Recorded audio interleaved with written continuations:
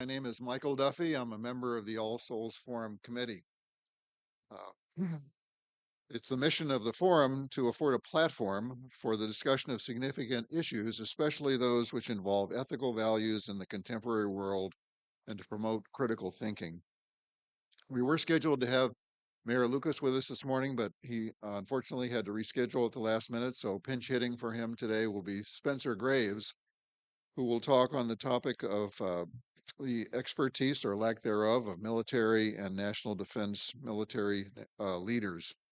He is a PhD statistician, served 6 years in the Air Force during the Vietnam era, and is a self taught expert in various national security issues, which he'll talk about this morning. He'll talk for about 35 or 40 minutes, at which point we'll turn off the mic and ask for questions and comments. So, with that, Spencer, take it away. And just a reminder for those interested in Mayor Lucas talk, he's scheduled for April 2. So, I published a piece on Wikiversity last December entitled "Expertise of Military Leaders and National Security Experts." And when Mayor Lucas rescheduled and they couldn't find somebody else, I said, "Me." So the problem here, okay. There are two kinds of expertise according to research literature dating back to the 1950s. Ultimately, one is expert intuition that is acquired by learning from frequent, rapid, high quality feedback. The other is obtained from mastery of a body of literature. And the other experts, according to research that I'll discuss in a moment, can actually be beaten by simple rules of thumb developed by intelligent lay people. National security requires expertise in how to secure broadly shared peace and prosperity for the long term. But no one can obtain intuitive expertise on anything for the long term.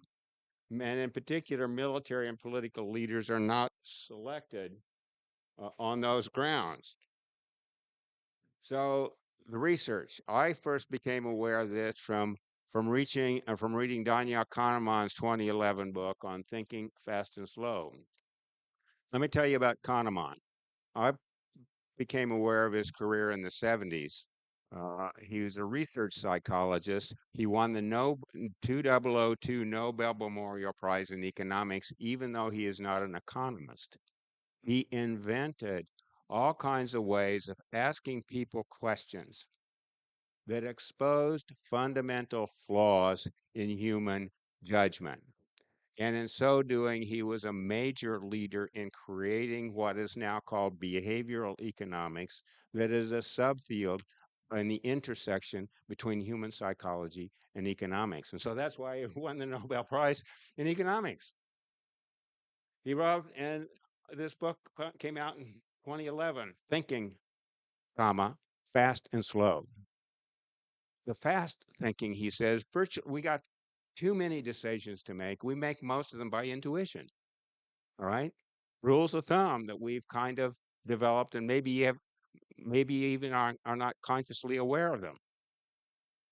We're capable of careful thought analysis, what he calls slow thinking, but we rarely do it.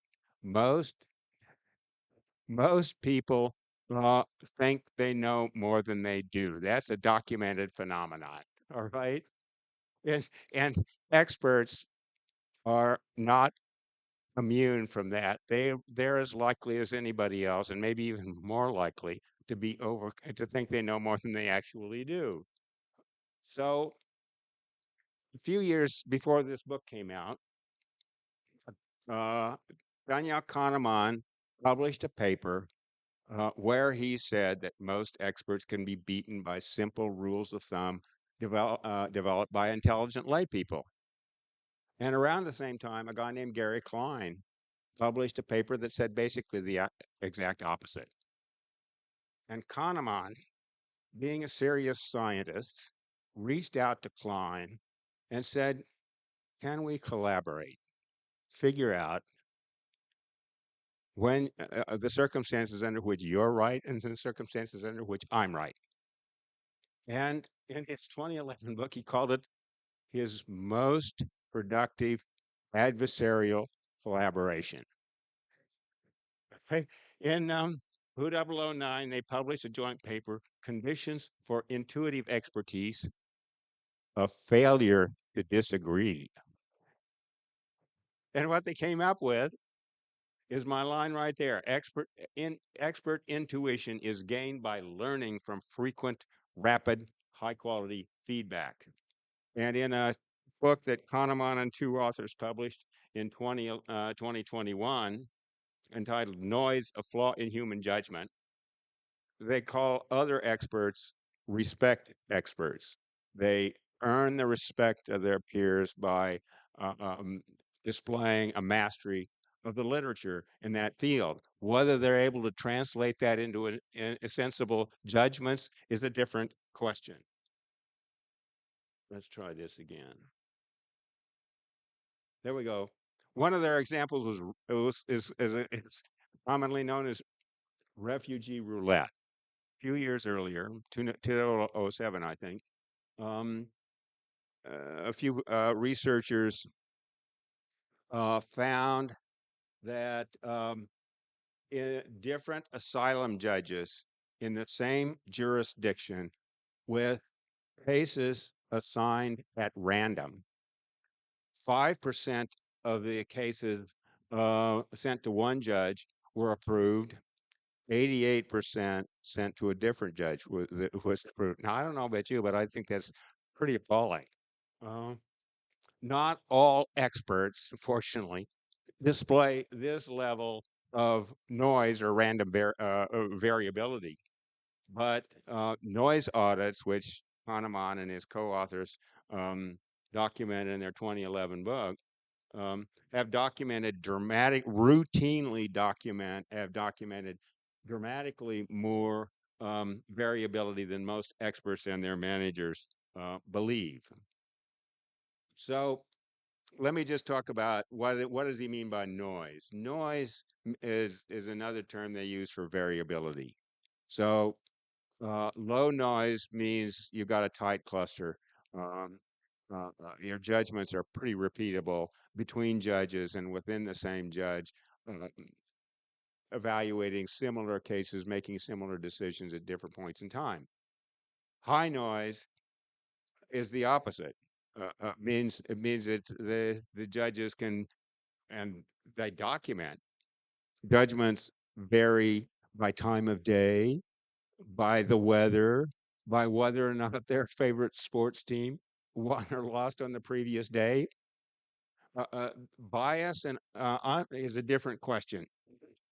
To determine unbiased means that on average they're on target. So you can have um, uh, you can be unbiased and low noise. That's the best situation. You can be unbiased with high noise. That's not very good. You can be biased with low noise or biased with high noise. Um, but if you don't know what the target is, you can still judge the noise. And so that's what they Kahneman and his co-authors, collaborators do with noise audits and people they consult with. Let me talk about the War of 1812 because this is one of my interesting favorite case studies. In 1812, U.S. President James Madison, his predecessor, former President Thomas Jefferson, and majorities in the U.S. House and Senate all agreed that if we only set the U.S. Army into Canada, the Canadians would flock to us and Canada would become part of the United States. It didn't happen. It did not happen. We sent the U.S. Army up there. They killed people, destroyed property, and made enemies. And a Canadian intellectual, leading Canadian intellectual of the 20th century named Pierre Berton claims that that fact created that the War of 1812 created a Canadian national identity that had not existed before. I've got a copy here of a French language translation of a book he wrote on the invasion of Canada on the War of 1812 that documented that. Now, that's not the universal consensus among Canadian intellectuals, but I can tell you that it certainly resonates with me because I was doing research starting in 1995 on the spectacular collapse of the Soviet bloc almost without firing a shot. I felt there was something to be learned from that I was not hearing. And so I published a paper in 2005 entitled The Impact of Violent and Nonviolent Action on constructed realities and conflict, basically talking about the evolution of group identity in conflict. And what Pierre Berton describes in The Invasion of Canada matches that, my, my understanding of that. So, what happened in the War of 1812? Well, suddenly, the French Canadians did not much like having to swear allegiance to Mad King George. They would much prefer to swear allegiance to the King of France, but that was not an option after the French and Indian War that was started, by the way, by George Washington. Okay, um, and so they all got together. Suddenly, the French Canadians realized that their English-speaking Canadian neighbors were a whole lot more sensible than the crazy criminals from south of the border. And, and they joined the British Army in droves. They got on British naval ships. They sailed up the Potomac. They sacked Washington, D.C., burned the White House to the ground, sailed up the Chesapeake and tried to do the same thing. Baltimore and Fort McHenry, or maybe um, the U.S. Navy with Fort McHenry's help, right, managed to prevent that from happening. Oh, say, can you see by the dawn's early light? A 35-year-old Francis Scott Key was a prisoner of war on one of those Navy vessels and watched the whole thing develop and was so impressed that the Stars and Stripes were still flying over Fort McHenry the following morning. All right. That was one of the big successes of the War of 1812. Right. After that, the British agreed to let us have our country back if we also agreed to not bother them about um, impressing sailors off U.S. flag vessels, which was officially the original start of the war. Let's go on, if I can. Okay, 1998 bombing of U.S. embassies in Kenya and Tanzania, August 7th. In June, a couple of months earlier, the government of Afghanistan had agreed with the Saudis to extradite Osama bin Laden to stand trial for treason in Saudi Arabia. But he was surrounded by a bunch of armed men, and the Afghan government needed, a couple of months to separate him from his armed guards, and so they agreed to turn him over in September. And then the U.S. embassies in Kenya and Tanzania were bombed. Al Qaeda claimed responsibility. Muslim clerics all over the world roundly condemned Al Qaeda and bin Laden for inappropriate and excessive violence, defiling the holiest name of Islam. Until 13 days later, the U.S. retaliated by bombing a pharmaceutical plant in Sudan and Al Qaeda training camps in Afghanistan. And Muslim public opinion the world over turned 180 degrees. Suddenly, bin Laden and Al Qaeda were like Robin Hood in Sherwood Forest. All right, standing up to what they saw as an evil empire, the United States.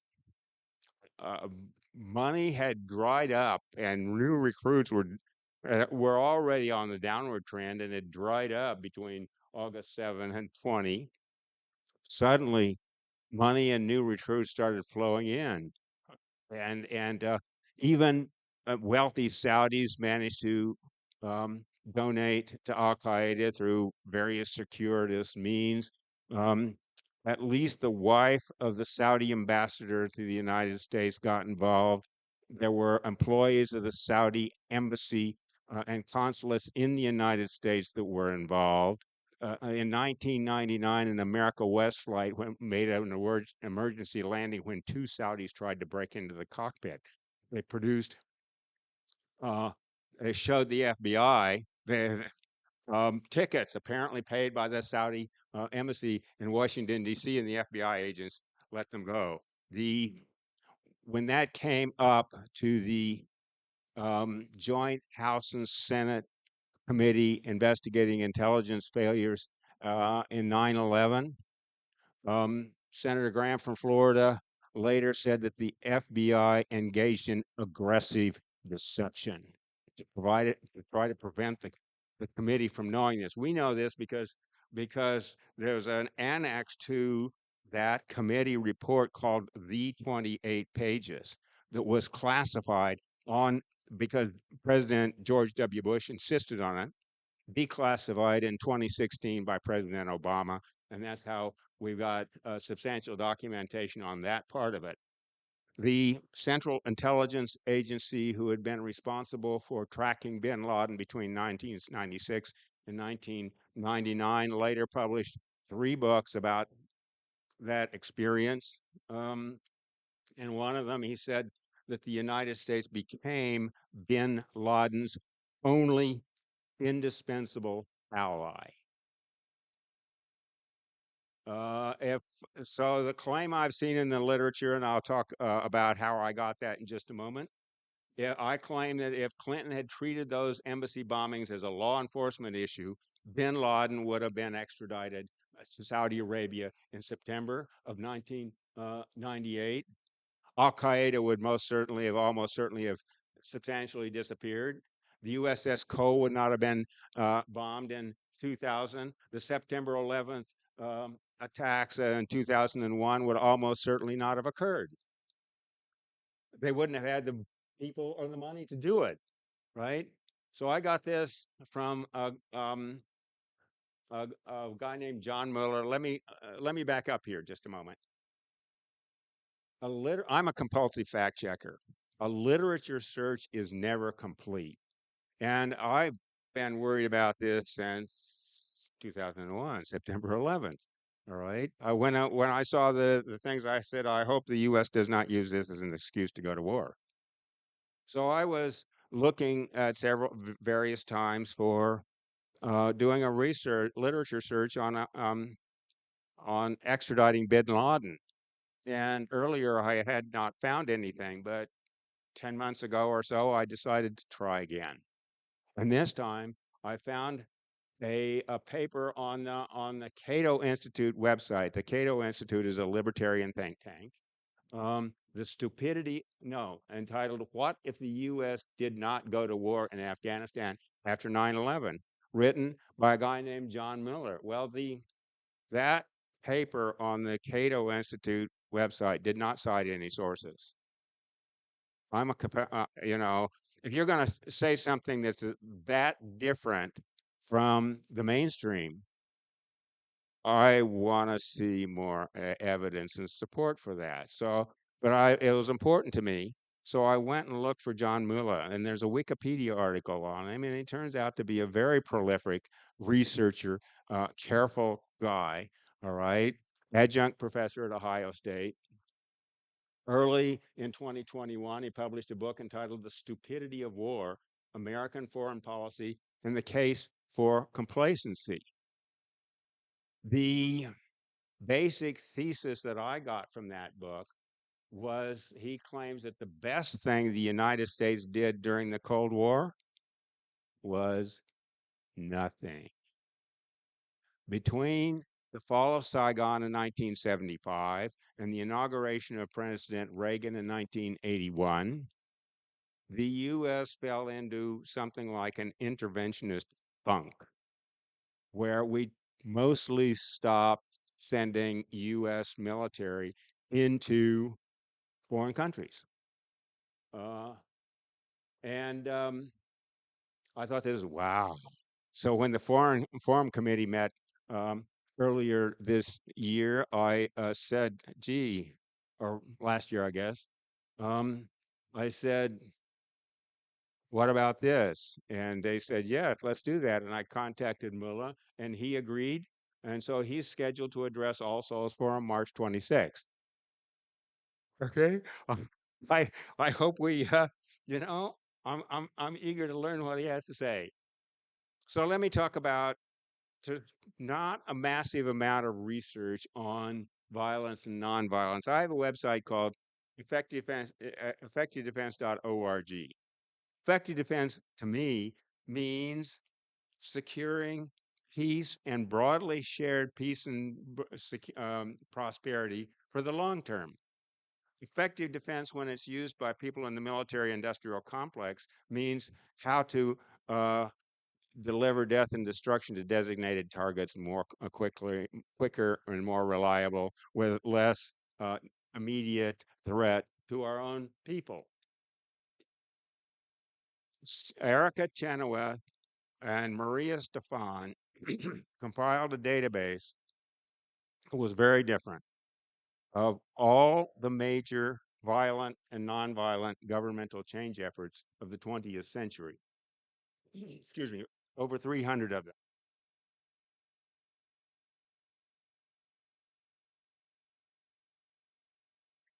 25% of the violent revolutions were successful. 54% of the nonviolent ones were. So at least during that period, you were twice as likely to be successful with nonviolence as with violence. What's going on? Well, from my perspective, when people are killed and property is destroyed, the apparent perpetrators often make enemies, and it's easier to attract recruits, and it's if you're nonviolent, and it's easy to attract recruits for your opposition if you're violent. Let's talk about World Wars One and Two. McChesney and Nichols. Robert McChesney spoke at All Souls Forum here a few years ago. In one of his books, he says after World War II, General Eisenhower in Europe, in charge of the occupation forces in Europe, and General Douglas MacArthur in charge of occupation forces in Japan, forced the post-fascist governments to subsidize a vigorous, diverse, adversarial press. And they suggest that this helps explains why the period following World War II has been so dramatically different from the 20 years that followed World War I. I mean, clearly, this media, subsidized media, is not the only thing. By the way, they also talk about the U.S. Postal Service Act of 1792 that provided substantial subsidies for newspapers in the early days of the Republic. And I can talk about that, but I think there's not time for that at this moment. McChesney and Nichols also say that after, quote, mission accomplished in Iraq, the United States forced press censorship on the Iraqi press. So basically, the attitude was, if you're not, if you don't rubber stamp, make the occupation look good, you must be a supporter of Saddam. Now, I have a rule of political economy that basically says that corruption expands to consume the available money. And in this case, corruption expanded dramatically and was not exposed. And so it grew until the Islamic State, with 1,500 men, defeated security forces in Mosul with a paper strength of 60,000. Now, a lot of those 60,000 weren't there. The top brass were pocketing a bunch of the money. And and the ones that were there were bribing their company grade officers so that they wouldn't have to show up for training. So, so when 1,500 men uh, showed up and wanted to fight, they ran like jackrabbits. Okay, so let's get back to re- just go back and say, what am I talking about here? All right, there are two kinds of expertise. There's the um, there's the expert opinion, which is acquired by learning from frequent, rapid, high quality feedback, and there's the respect experts that gain respect by command of an established body of research. But the respect experts don't necessarily um, have good intuition, so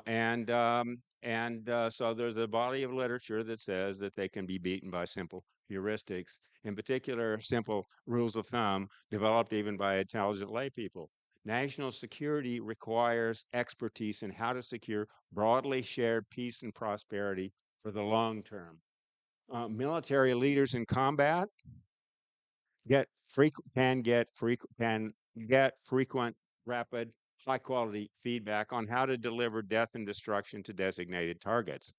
Whether that's smart is a different question. All right.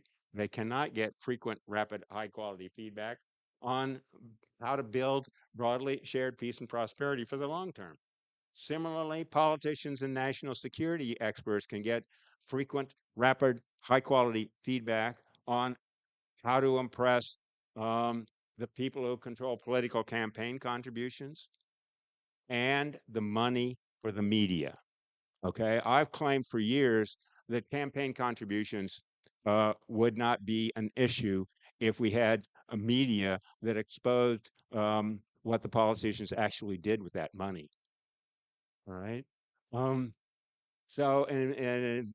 they do not get frequent, rapid, high quality feedback on how to build broadly shared peace and prosperity for the long term. That's not how they're selected. So here's my provocative question. Are today's political and military leaders smarter than Thomas Jefferson? Well, I have to tell you that I'm kind of impressed with President Biden. He's resisted sending the U.S. military into Ukraine. Um, and he's focused instead on helping Ukraine fight like the Afghans fought against the Soviet Union in the 1980s and against U.S. led forces uh, between 2001 and 2021. Putin, by the way, has noted, has threatened to use nuclear weapons and has noted that it would, if he does, it will not be unprecedented, quoting the U.S. use bombings of Hiroshima and Nagasaki in 1945. Meanwhile, Biden's predecessors have been bent on expanding NATO, threatening Russia. Um, they've canceled major arms control treaties. They've initiated a new arms race with Russia and China, quote, renovating the nuclear arsenals and developing hypersonic weapons that reduce the time leaders have to use their nukes or lose them. Putin's invasion of Ukraine cannot be excused, but it can be understood. And that's documented in a book by Benjamin and Davies that came out last year um, on the war in the Ukraine, how to make sense of a senseless conflict. And in fact, in early December, Davies was in this room talking about that book, and I interviewed him for Radioactive Magazine on KKFI on the following day. Let's talk about the 1983 Soviet nuclear false alarm incident.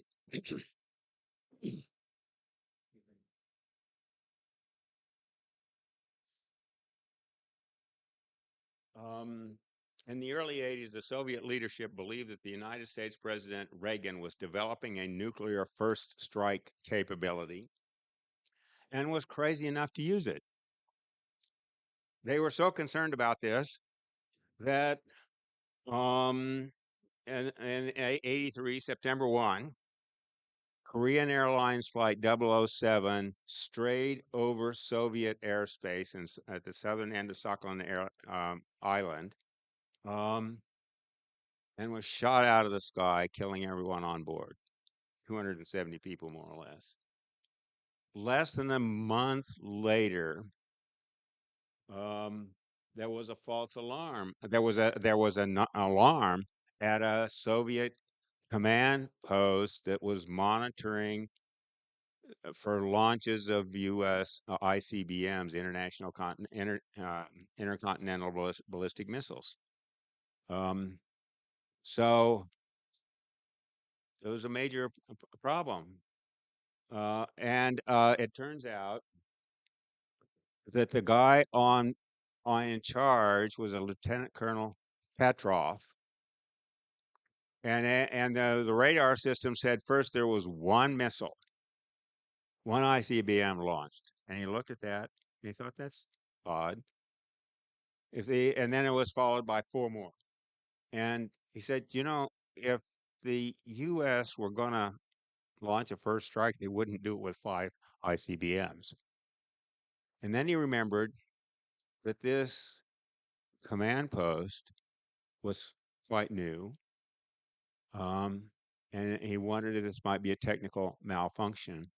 And he waited for the confirmation from radar sites that were farther away and not as wouldn't detect it as quickly, but should be able to detect it. And when that didn't come, then he filed a report, right? But he was quietly chastised for not following orders.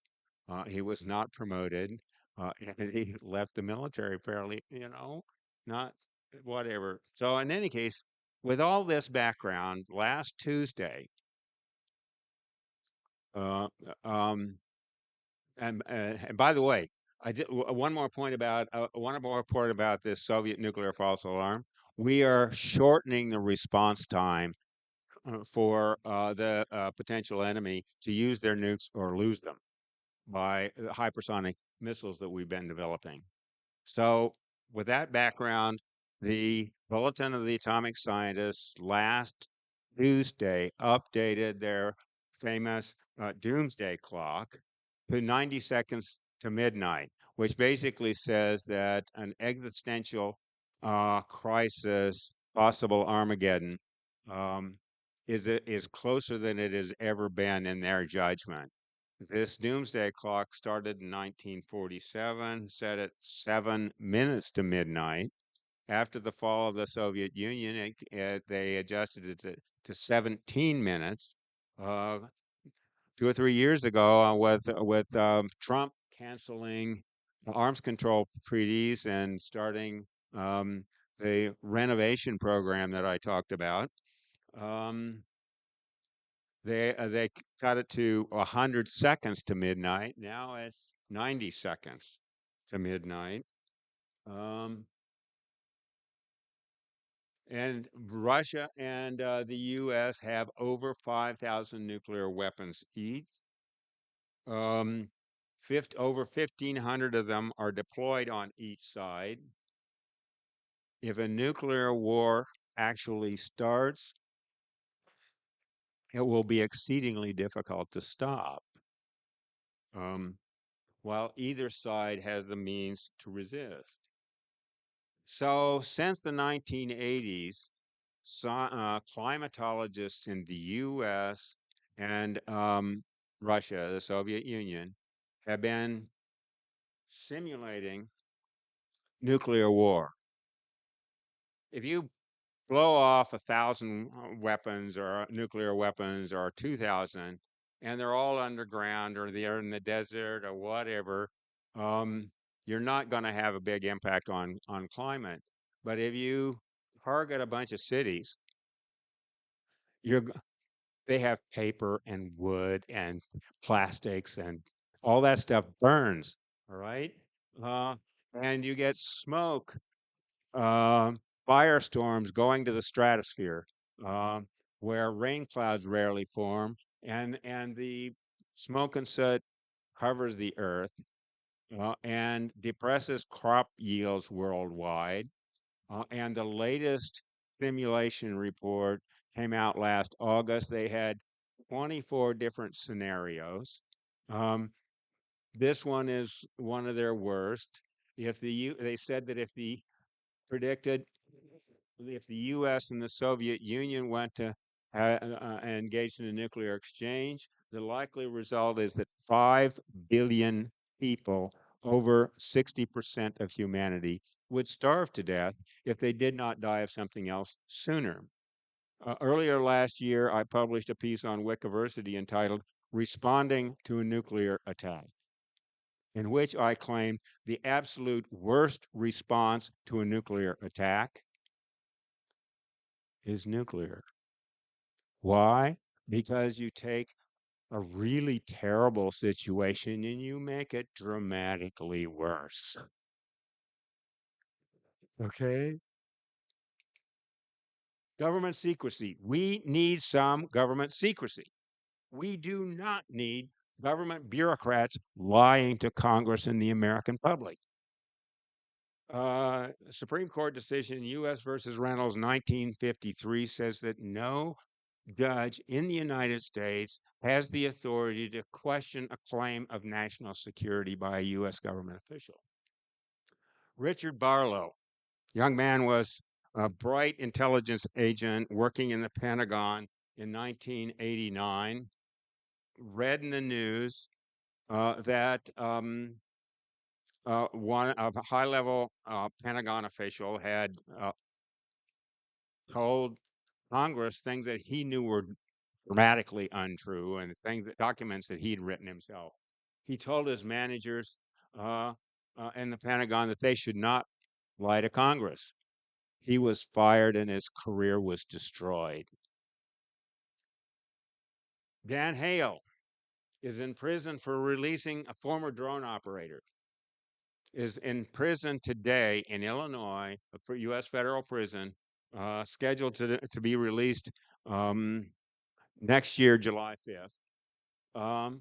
For releasing documentation that 90% of people killed in U.S. drone strikes in a certain 6-month period were not the intended target. Okay? That information was classified. Now, why was it classified? Give me a break. It's not classified to keep it from the enemy. It's classified to keep it from the United States Congress and from you and me. That's at least my judgment. A year ago, the New York Times published an article about a page one article talking about a drone operator who had committed suicide. It turns out that one day he was told to kill somebody who was the same person he killed the previous day. He said, "Wait a minute, I killed him yesterday." No, we got the wrong guy. Oh, oh. And the New York Times made a big deal out of this, did not mention Dan Hale. I published a little piece on the peaceworkskc.org saying the New York Times only has the guts to shoot the wounded. Matthew Connelly, a new book out, scheduled to be released on Valentine's Day, The Declassification Engine, What History Reveals About America's Top Secrets. I looked at the book on Amazon. I was able to see the table of contents. It's over 500 pages, almost 100 pages of notes. Connelly has a big reputation. I'm planning to get that book. So is this secrecy making us safer? I don't think so. So in sum, expert intuition is acquired by learning from frequent, rapid, high-quality feedback. The other experts who gain a command of a certain body of knowledge and the respect of their peers can be beaten by simple rules of thumb developed by intelligent lay people, according to a substantial body of research dating back to the 1950s at least. National security requires expertise in how to secure broadly shared peace and prosperity for the long term. The military and political leaders are not selected for the long term. Finally, we need media with fewer conflicts of interest, funded to support democracy, not major advertisers, and not managed by government nor corporate bureaucrats. And with that, thank you for your time. Spencer, thank you very much. All right, we'll take a collection now to support the forum, and we'll take George? questions, of course. Uh, Spencer always likes to get the ball rolling here. Thank you, Spencer. Again, for a reminder of those joining late, the mayor was due to give his annual presentation to the forum today, but he was had a scheduling conflict at the last minute. He will, however, join us on April the 2nd for his annual State of the City address. Please step up to the microphone if you have questions. And George, will you be taking questions from folks online? Uh, and and again, please confine your remarks to questions rather than long speeches. And step up to the microphone if you'd like to. Comments. No, all right. Okay. Any questions? Yes. Step up. Thank you, Spencer, for a very interesting presentation. And I can think of a lot of questions, but the most important one I have to ask you was your statement that those who own nuclear weapons must use them or lose them. So, exactly who are you talking about, and in what way would they use them to keep them?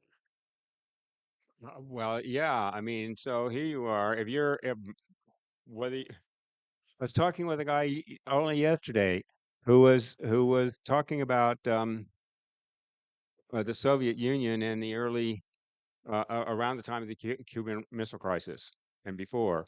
All right, and the Soviet Union at that time, and we kind of knew that, but we didn't put that in the press. Only had 5 ICBMs.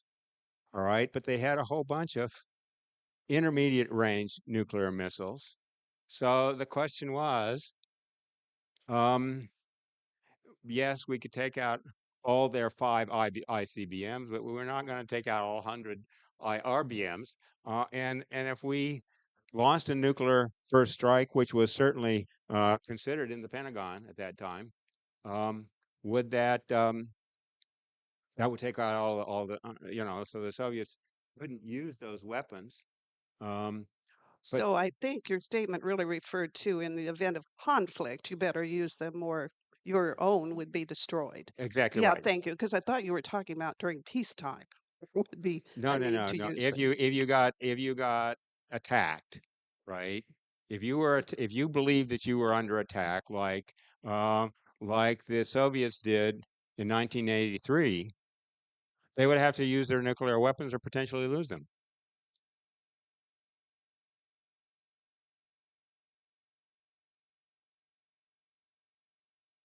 You suggested that uh, Putin was perhaps somewhat justified in attacking Ukraine because the U.S. had was going, or the West was going to expand NATO, and he felt threatened.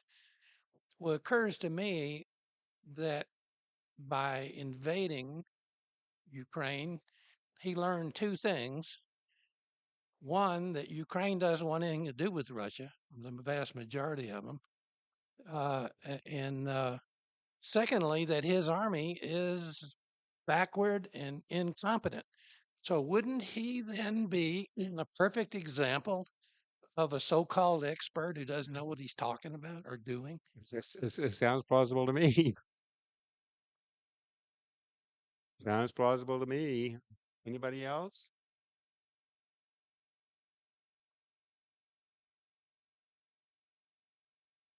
Hey Spencer, thanks for being here. And I want to say you said that they cannot develop the military cannot develop expertise for the long term peace, right? Well, I'd say they do not, right? I mean, what would it take to change the from the your cannot to well, this is how would they, what needs to change? Build databases like Erica Chenoweth and Maria Stefan. Okay. Um, Stanley McChrystal, who held senior positions in Iraq, was in charge of U.S.-led operations in Afghanistan for a while. Came out with a book in 2021, I think, entitled Risk. And one of the things he talks about is uh, kinds of things that I'm talking about. He's looking at the long term and realizing that a lot of what we did for short-term military advantage backfired. One of my pieces on Wikiversity that I didn't mention is entitled "The Great American Paradox." So here's the paradox: virtually every successful violent revolutions in human history, with the exception of the American Revolution, can arguably be said to replace one brutal repressive system with another. So how did we wind up with George Washington um, and not Napoleon or Pol Pot or Joe Stalin or Chairman Mao, right? There are several answers to that. One was George Washington was as much a politician, had been schooled in the House of Burgesses of the Virginia, in addition to being a military man. And another is the U.S. Postal Service Act of 1792 that I mentioned, that created an adversarial press that helped that. But the primary thing was that we already had a functioning democracy. Um, Not quite 60% of adult white males could vote before the revolution, and just over 60% could vote after the revolution. And the increase was due to nonviolent political action, writing new constitutions for the brand new states to replace the constitutions that had colonies. Yes, thanks for the question. Do you have any information about how the United States undermined the Minsk agreements regarding Ukraine that the Europeans had negotiated, which was our official policy, let Europe handle it? And Yeah, I have no information on that. That would be a question for John Muller when he's here in March. well, I have sent a message to former President Obama Uh-huh. asking him if he had any second thoughts about that. And I haven't gotten a response yet, but No surprise. Send an email to John Miller. You can find his email on the web and send him and thank him for agreeing to come and talk to us about this. Good morning. Real interesting talk. The Netflix has a film out about Martha Mitchell and being Martha Mitchell, and it seems to me that how do you suppose in the American public, or we should be addressing the idea that when truth comes forward, that the powers that be automatically condemn that person and and treat them as a crazy upstart. Well, that gets to the question of the media. We need a diverse, cacophonous, adversarial press. McChesney and Nichols have especially especially in 2011 and 2012 suggested that we ought to devote 0.15% of GDP, which is roughly $100 per person, um, to be distributed to local news nonprofits via elections. He doesn't want government bureaucrats nor corporate bureaucrats deciding how that money gets distributed. He wants elections, and I think that's a right answer. That's a proposal I support. It's $100 per person per year is, by the way, what you could get from um, the budget of the city of Kansas City, Missouri, by matching what the city spends on accounting, um, and advertising and media and public relations. And I think I've also talked about there's we account for expenditures to the last penny in government services and in nonprofits, but the accounting for results rarely gets more than lip service. That is a major deficiency. And so we have all kinds of programs that are for kids and for whoever, psychotherapy and so forth, that are providing valuable services, but are not funded at 100% of the needs because they do not have the evidence uh, to counter the people who say that what they are doing is wasteful. My comment or response, or secondary question is that when we're teaching about critical thinking or wanting to promote critical thinking here, do you suppose that it's actually we ought to be, as part of that process, promoting the idea that when people are marginalized by media or by anyone, that we should take that marginalization as a grain of salt, with a grain of salt?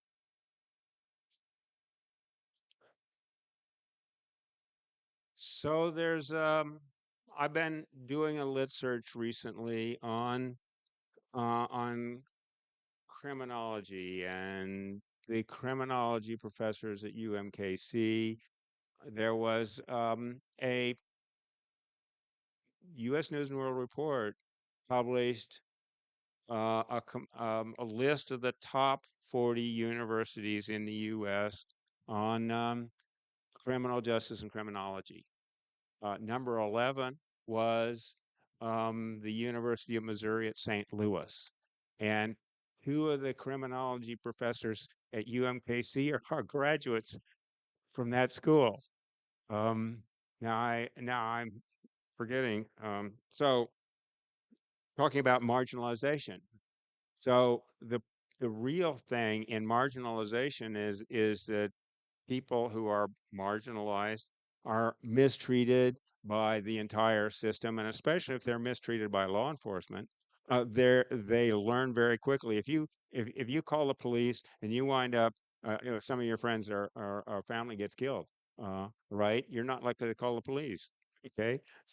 And so we have uh, so the crime rate is much higher when the police do not respect the law, when we have great, you know, um, Laura McDonald, head of executive director of Morse Quarry, claims that the Kansas City, Missouri Police Department has killed a couple of people a year for, I don't know, past 8 years maybe, or maybe twice that long. Um, I mean, most of the cops are honest, hardworking people and put their lives on the line to defend the rest of us. But they do not have a good process for getting rid of the cops who make the job difficult, who increase crime through their own criminality.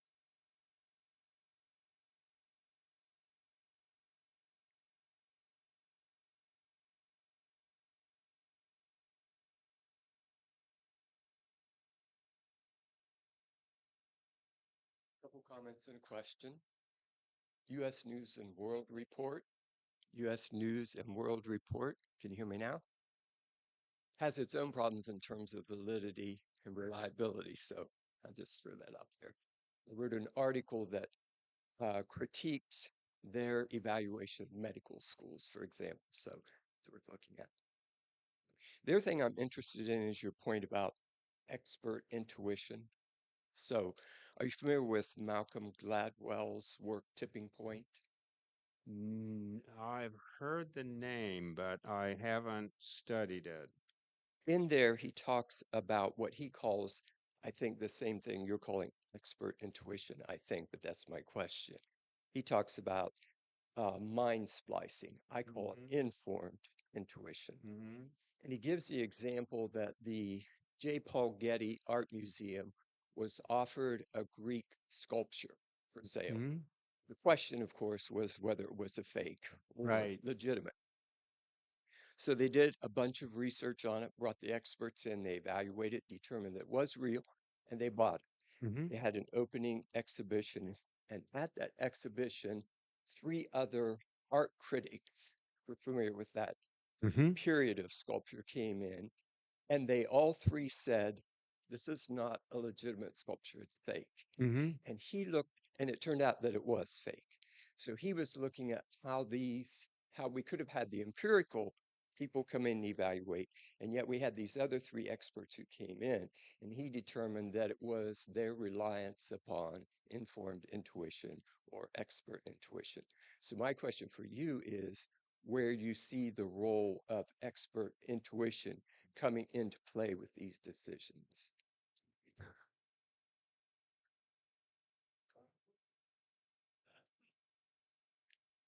I I'm not prepared to talk about uh, art criticism other than to say there's definitely a role for research and trying to understand the things in the long term.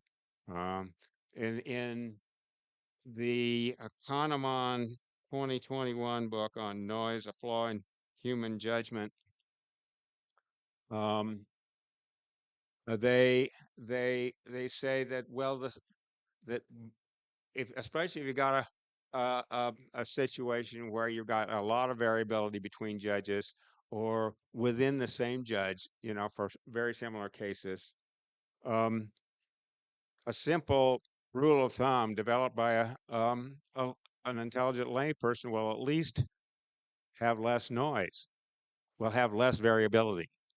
All right, and the next level is actually to develop a linear regression model. I mean, a simple B0 plus B1 times one variable plus B2 times another variable, and you fit the model to data using something called ordinary least squares that dates back to Carl Friedrich Gauss in the early 19th century, and actually before then, I think. But beyond that, they claim that artificial intelligence can actually, if you've got lots of data, artificial intelligence can do a better job than uh, than um, than can the simple heuristics and the linear regression models. But for that, you need lots of data, and you also need to have access to what's the best answer. That's where we need serious research on the long-term impact of the things that we want to do, or that we need judgment on. Do we have time for one more question? Yeah, 1 minute. Do we have one more question? I guess we don't. Oh, yes, next week. Next week. Thank you. First of all, thank you very much for your presentation. Excellent. Next week, we have two speakers, uh, Hina Zacharias and Logan Healy will discuss our environmental health, particularly with reference to the Arkansas River and other waterways. So again, we look forward to seeing you next week with that interesting environmental topic. And again, Spencer, thank you. Are you willing to join us in the library for anybody? Absolutely. My pleasure. So for those who want to continue, the library's down the hall. See you next week.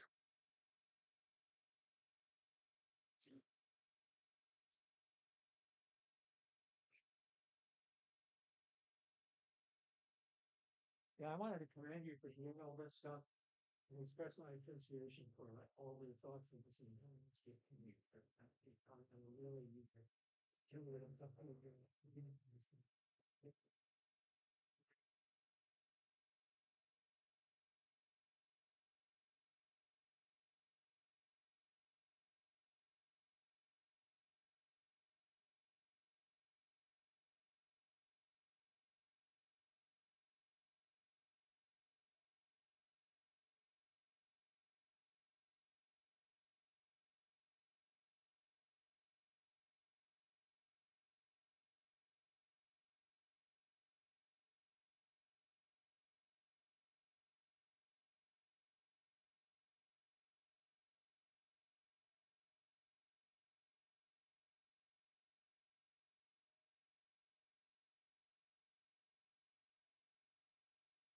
1077, that I'd be so presumptuous as to do.